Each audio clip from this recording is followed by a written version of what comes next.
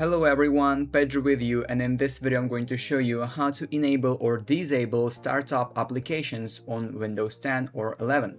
So actually it is very quick and easy. I'll show you how to do that, but you need to watch this video till the end so you won't miss any important steps.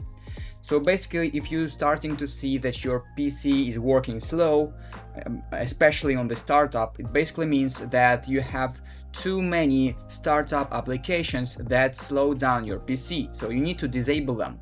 To do this, you need to go to the settings of your Windows. So click on the Windows right here or on your keyboard and go to the settings, clicking on the little gear icon right here.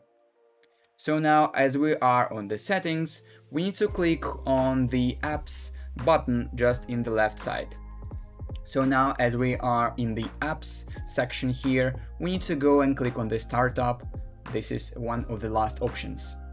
And here you will see all the startup applications. And if you see that they are toggled on, it means they are opening when you start up your PC.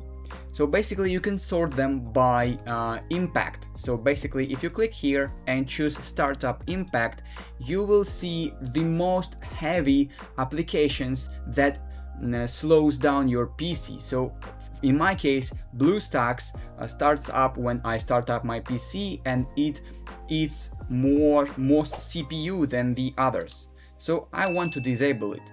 And of course, I will disable every single application here that I don't need.